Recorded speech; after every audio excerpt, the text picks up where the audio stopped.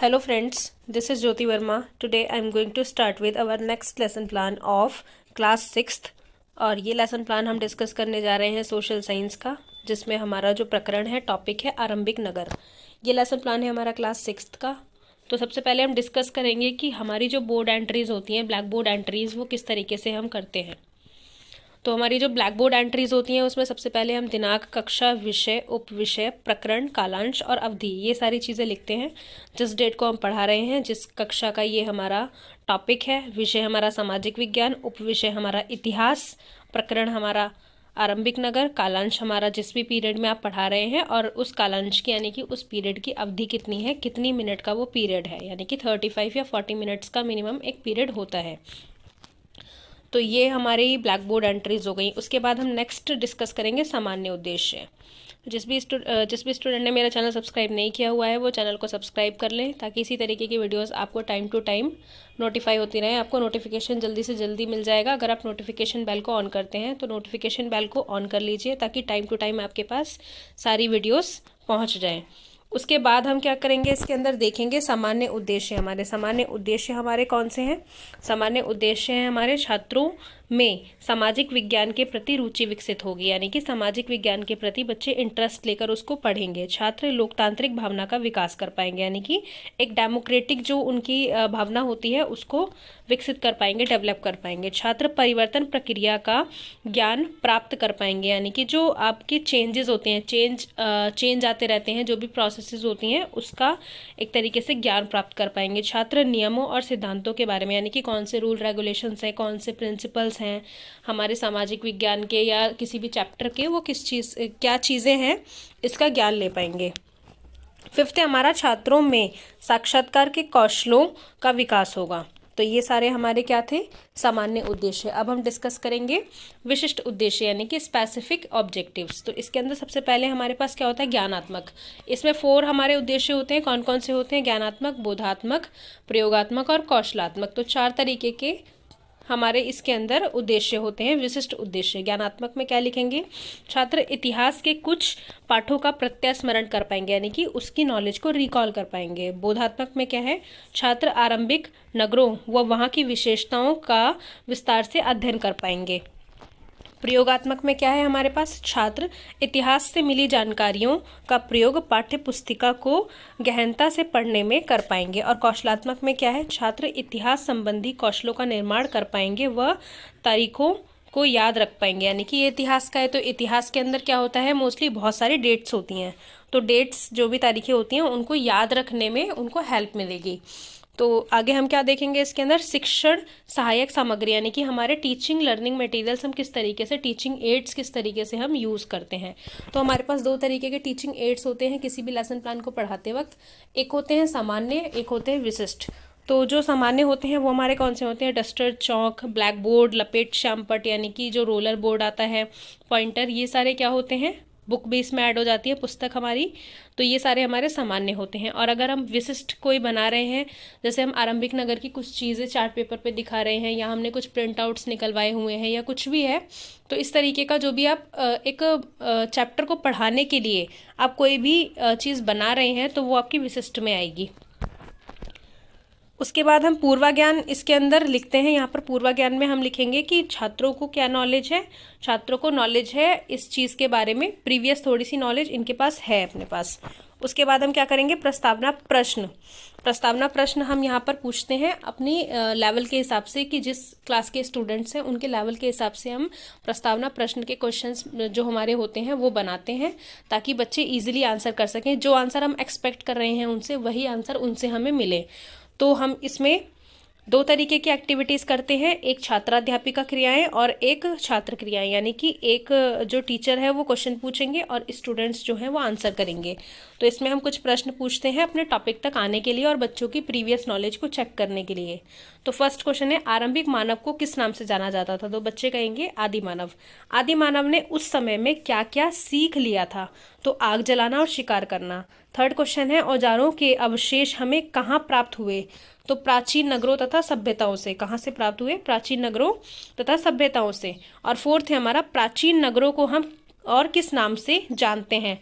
तो बच्चों को ये चीज़ें पता नहीं होती मोस्टली, कि जो हमारे प्राचीन यानी कि जो प्रीवियस टाइम के, जो हमारे प्राचीन एंशियंट टाइम के जो नगर होते हैं उनको हम किस नाम से जानते हैं। तो बच्चे मौन रह जाएंगे, इनके लिए प्रॉब्लमेटिक क्वेश्चन होगा, बच्चे इसका आंसर नहीं कर पाएंगे। उसके बाद आप उद्देश्य कथन बोलेंगे। उद्देश्य कथन हमारा क्या होता है बच्चों, आज हम इतिहास का पाठ आरंभिक नगर के बारे में विस्तार पूर्वक अध्ययन करेंगे। तो ये हमारा उद्देश्य कथन होता है। उसके बाद हम क्या करेंगे, प्रस्तुतिकरण, यानी कि हमें लेसन प्लान में क्या लिखना होता है, प्रस्तुतिकरण। तो प्रस्तुतिकरण यानी कि आप किस तरीके से लेसन प्लान प्रेजेंट करेंगे, कौन से हमारे टीचिंग पॉइंट्स होंगे स्टार्टिंग से लेके एंड तक, तो ये सारी चीज़ें इसके अंदर हम लिखते हैं। तो सबसे पहले हमारा जो होता है कॉलम, वो कौन कौन से हम कॉलम्स बनाते हैं, शिक्षण बिंदु, शिक्षक क्रियाएं, छात्र क्रियाएं, शिक्षण सामग्री, शिक्षण विधियाँ, श्यामपट्ट कार्य, मूल्यांकन। तो इस तरीके से आप कॉलम्स बनाते हैं। तो आप शिक्षण बिंदु में क्या लिखते हैं, शिक्षण बिंदु में आप लिखते हैं कि कौन कौन से आपको पॉइंट्स बच्चों को पढ़ाने हैं क्लास के अकॉर्डिंग। जो भी क्लास में जो भी बुक है, जो बुक लगवाई गई है एनसीईआरटी की, उसमें जो जो पॉइंट्स होते हैं, टीचिंग पॉइंट्स, जो हेडिंग्स होती हैं, वो हम पढ़ाते हैं। तो हमें अपने हिसाब से बनाना है कि हमें किस किस तरीके के टीचिंग पॉइंट्स पढ़ाने हैं। वो भी हमारे कैसे होने चाहिए, बुक से रिलेटेड ही, बुक के अंदर से ही होने चाहिए, एक्स्ट्रा पॉइंट आप कुछ भी ऐड नहीं करेंगे। तो इसके अंदर सबसे पहला पॉइंट हमारा क्या है, हड़प्पा की कहानी। जो हड़प्पा सभ्यता है उसकी जो कहानी है वो चैप्टर के अंदर पहले दी हुई होगी। तो ये हड़प्पा की कहानी, तो इसके अंदर आप बच्चों को बताएंगे कि 150 यानी कि 150 साल पहले जब पंजाब में पहली बार रेलवे लाइनें बिछाई जा रही थी, तो काम में जुटे इंजीनियरों, जो भी इंजीनियर्स वहाँ पर थे, उनको अचानक पूरा स्थल मिला। तो इस तरीके से आप सारी चीज़ें बच्चों को बताएंगे। आप यहाँ पर शॉर्ट में एक पैराग्राफ में लिखते हैं, आप उसको कुछ अपने पॉइंट्स ऐड करके उसको क्लास में एक्सप्लेन कर सकते हैं। ज़्यादा ऐसे पॉइंट्स ऐड नहीं करेंगे जो आपके लेसन प्लान में ना हो। मोस्टली आपको ये करना है कि आप जिस तरीके से लेसन प्लान बना रहे हैं, जो चीज़ें लेसन प्लान में ऐड कर रहे हैं, वही चीज़ें आप अपने अपने जो लेसन प्लान है उसको पढ़ाते वक्त आप वही चीज़ें क्या करेंगे, बोलेंगे। क्योंकि ऐसा होता है कि बहुत से एग्जामिनर्स या बहुत से टीचर्स, सुपरवाइजर्स होते हैं जो कहते हैं कि आप अपने लेसन प्लान के अकॉर्डिंग नहीं पढ़ा रहे। तो जो आपने लेसन प्लान में लिखा है आप उसी के हिसाब से पढ़ाएंगे। आपका चैप्टर कोई देखने नहीं जाएगा, आप जो लेसन प्लान बना रखा है आपने, उसके अकॉर्डिंग आपको पढ़ाना होगा। और लेसन प्लान बुक के अकॉर्डिंग होना चाहिए। ऐसा नहीं है कि वो चेक नहीं करेंगे तो उनको पता नहीं है कि इस चैप्टर में क्या है। बहुत से टीचर्स होते हैं जिनको ये चीज़ें पता होती हैं, और कोई कोई टीचर्स ऐसे भी होते हैं जो देख लेते हैं कि भाई लेसन क्या है और आपने लेसन प्लान बना क्या रखा है। तो इसमें हड़प्पा की कहानी सबसे पहले आप डिस्कस करेंगे, छात्र ध्यानपूर्वक सुनेंगे, व्याख्यान विधि का आप यूज़ कर रहे हैं यानी कि एक्सप्लेनेशन मेथड। जो भी चीज़ें आप यहाँ पर लिख रहे हैं वो चीज़ें आप यहाँ ब्लैक बोर्ड का मिनिएचर लगाएंगे, जो भी ब्लैक बोर्ड पर आप लिख रहे हैं। उसके बाद आप क्या करेंगे, नेक्स्ट स्पष्टीकरण किसका देंगे, इन नगरों की विशेषता, यानी कि जो नगर है उसकी विशेषता।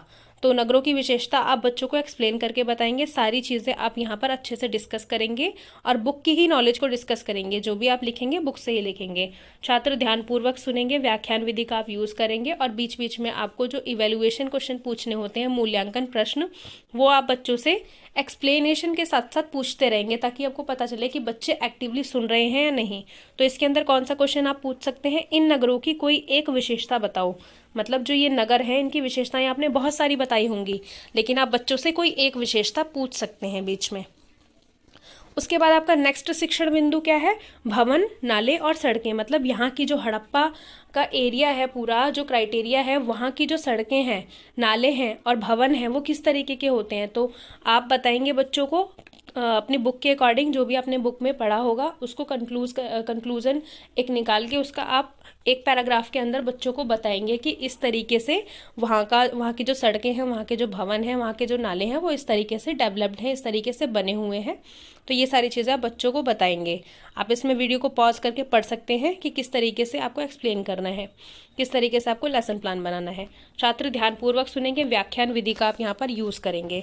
और अगर आप इन चीज़ों से रिलेटेड कोई भी चार्ट पेपर, कोई भी प्रिंट आउट या कुछ भी टीचिंग एड जो स्पेसिफिकली आपने बनाया है वो दिखाना चाहते हैं, तो आप यहाँ पर उसको पेस्ट भी करेंगे।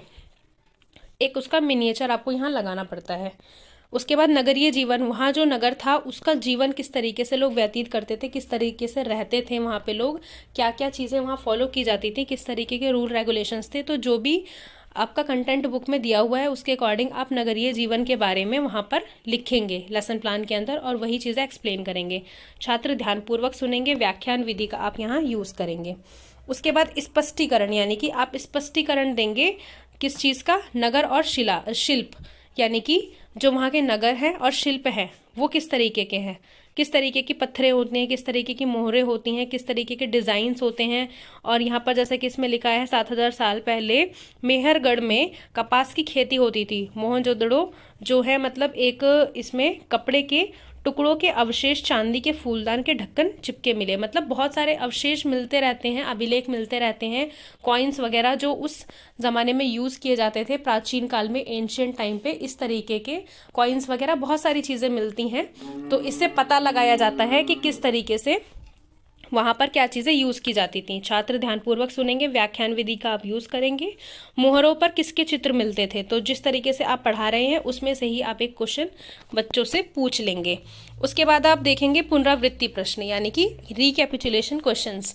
तो पुनरावृत्ति प्रश्न जो आपको बच्चों से पूछना है वो आप 2 से 3 क्वेश्चन पूछते हैं, जैसा कि इसमें 2 क्वेश्चंस लिखे हुए हैं।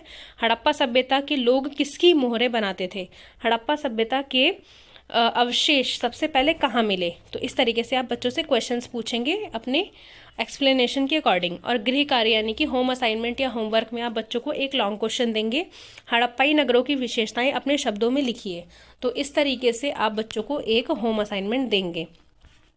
पर्यवेक्षण टिप्पणी, यानी कि जो पर्यवेक्षक हैं, जो भी सुपरवाइजर हैं, वो यहाँ पर आपके लिए रिमार्क्स लिख कर जाएंगे। तो रिमार्क्स जो है वो किस तरीके से होंगे, आपके लेसन प्लान को देखने के बाद वो उनका एक्सपीरियंस जो होगा उसके हिसाब से वो अपने रिमार्क्स लिख कर जाएंगे। जो भी आपके रिमार्क्स हैं वो यहाँ पर लिख कर जाएंगे।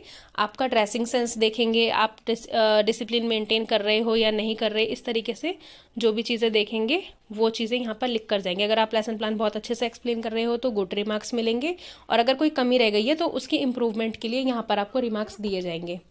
आई होप फ्रेंड्स आपको ये वीडियो बहुत पसंद आया होगा। Thank you so much friends for watching this video. Subscribe my channel, share this video with your friends also, like and comment all this. Thank you so much.